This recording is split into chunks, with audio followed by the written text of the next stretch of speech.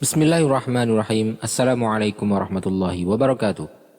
Al-Quran telah berbicara 14 abad yang lalu tentang sebuah fenomena fisika yang menakjubkan, yang tidak dapat disaksikan oleh manusia dengan mata kepala sendiri, melainkan penemuan tersebut ditemukan oleh para ilmuwan pada akhir abad ke-19, yang menjadikan hal tersebut merupakan salah satu mukjizat Al-Quran, karena hal ini terjadi di dalam laut, dan juga hal ini tidak dapat dilihat bahkan di tempat terjadinya di permukaan laut.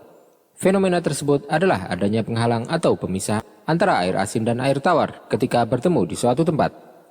Penghalang inilah yang mencegah pergerakan masing-masing dari dua macam air tersebut. Keduanya tidak akan bercampur antara tingkat air tawar yang lebih tinggi dari kadar air asin. Al-Quran menjelaskan tentang keberadaan fenomena aneh ini dalam 3 ayat di Al-Quran. Yang pertama, Allah SWT berfirman, وَهُوَ الَّذِي مَرَجَ الْبَحْرَيْنِ هَذَا عَذْبٌ فُرَاتٌ وَهَذَا مِلْحٌ أُجَاجٌ وَجَعَلَ بَيْنَهُمَا بَرْزَخًا وَحِجْرًا مَحْجُورًا. Dialah yang membiarkan dua laut mengalir berdampingan, yang ini tawar serta segar, dan yang lain sangat asin lagi pahit, dan dia jadikan antara keduanya dinding dan batas yang tidak tembus. Yang kedua adalah firman Allah Ta'ala, أَمَّنْ جَعَلَ الْأَرْضَ قَرَارًا وَجَعَلَ خِلَالَهَا أَنْهَارًا وَجَعَلَ لَهَا رَوَاسِيَ وَجَعَلَ بَيْنَ الْبَحْرَيْنِ حَاجِزًا أَإِلَٰهٌ مَّعَ اللَّهِ بَلْ أَكْثَرُهُمْ لَا يَعْلَمُونَ.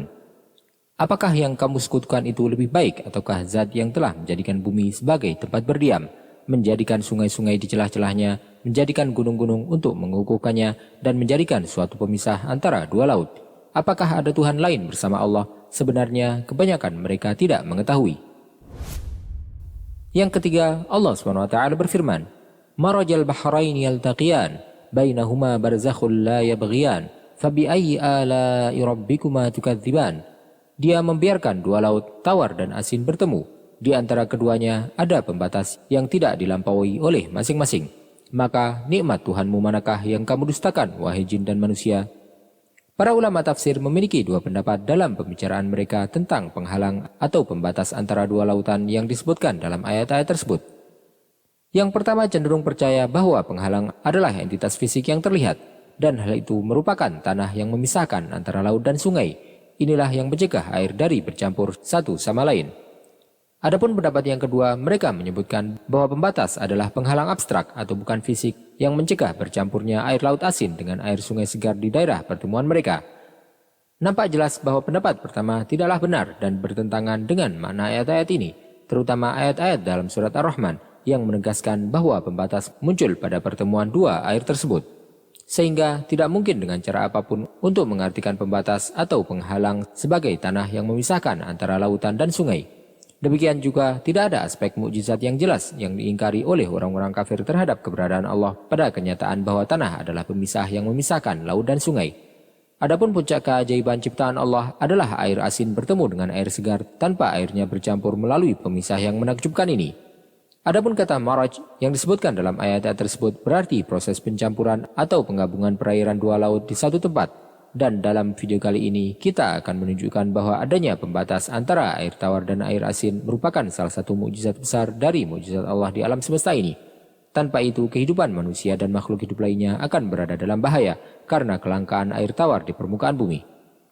Air tawar merupakan 3% dari total air di dunia. 97% air di permukaan bumi terkumpul di lautan dan samudera dalam bentuk air asin yang menutupi hampir 70% permukaan bumi. Sementara proporsi air tawar di bumi hanya 3% dan diperkirakan hampir 100 juta kilometer kubik dan didistribusikan di darat dalam bentuk es di daerah kutub dan dalam bentuk salju di dataran tinggi dan juga mata air di lapisan kerak bumi serta air mengalir di danau, sungai, anak sungai, irigasi dan air yang menguap di atmosfer. Air es di kutub merupakan 70% dari air bumi atau hampir 70 juta kilometer kubik. Sedangkan untuk sumber air merupakan 20% dari air dalam bumi, yaitu sekitar 20 juta kilometer kubik. Sedangkan untuk air danau tawar merupakan 0,3% dari air di bumi atau di darat, atau sekitar 300.000 kilometer kubik, dan demikian pula dengan danau asin. Adapun air di dalam tanah merupakan 1,5 dari 10% air tanah, yaitu kira-kira 150.000 kilometer kubik. Adapun air di atmosfer dalam bentuk uap merupakan 3% dari air di darat, yaitu sekitar 30.000 kilometer kubik. Adapun air sungai dan anak sungai merupakan 3/1000% dari air di darat atau hampir 3.000 km kubik. Studi menunjukkan bahwa lebih dari 50% populasi dunia bergantung pada air di bumi untuk minum, mengairi tanaman mereka, dan memberi minum ternak mereka. Hal ini juga menunjukkan bahwa 70% penduduk dunia hidup di tepi samudera dan lautan, dan sebagian besar bergantung pada mata air yang berupa sungai-sungai tersembunyi yang mengalir di bawah permukaan bumi dan mengalir ke samudera dan lautan tersebut. Mata air tawar ini bercampur langsung dengan air samudera dan laut asin hingga kedalaman yang sangat jauh di bawah permukaan laut. Mata air tawar seharusnya terkontaminasi dengan air laut yang sangat asin karena percampuran ini. Namun manusia tidak mengeluh tentang pencemaran tersebut, dan mereka tidak tahu alasan yang mencegah pencemaran ini terjadi. Yang pertama menyadari adanya penghalang air antara air tawar dan air laut asin adalah ilmuwan Belanda Baden Gibbon pada tahun 1888 Masehi dan ilmuwan Jerman Herzberg pada tahun 1901 Masehi. Kedua ilmuwan dapat secara independen memperoleh hubungan yang menentukan kedalaman penghalang dari permukaan laut, dan inilah mengapa hubungan itu disebut dengan nama mereka, yaitu hubungan Gibbon-Herzberg. Hubungan dalam pengambilannya bergantung pada kenyataan bahwa massa jenis air asin lebih besar dari massa jenis air tawar sebesar 40-41, di mana massa jenis air asin adalah 1,025 gram per cm kubik, sedangkan massa jenis air tawar adalah 1 gram per cm kubik. Dan berdasarkan fakta ini, kedua ilmuwan menemukan bahwa kedalaman penghalang antara dua perairan di bawah laut adalah 40 kali tinggi permukaan air tawar di atas permukaan laut. Artinya, penghalang seperti ini tidak akan muncul jika level air tawar sama dengan level air asin. Penghalang air ini berupa dinding air yang mengelilingi seluruh air tanah secara menyeluruh dari sisi air asin dan dimulai dari atas dari permukaan air asin dan memanjang ke bawah. Tetapi tidak secara vertikal, melainkan miring ke arah yang melengkung menuju air tawar sampai mencapai dasar air tawar. Telah dijelaskan oleh kedua ilmuwan ini bahwa adanya penghalang antara air asin dan air tawar secara ketat mencegah penyebaran partikel garam dari air asin ke air tawar yang melanggar hukum alam yang menyatakan bahwa partikel materi dalam cairan dan gas berdifusi dari medium yang paling pekat ke medium yang paling tidak pekat dengan partikel-partikel ini. Penghalang yang timbul antara air asin dan air tawar bukanlah batas tajam yang tidak memiliki lebar, melainkan suatu daerah dengan ketebalan tertentu di mana kepekatan garamnya turun secara bertahap dari levelnya di sisi air asin ke level di atasnya.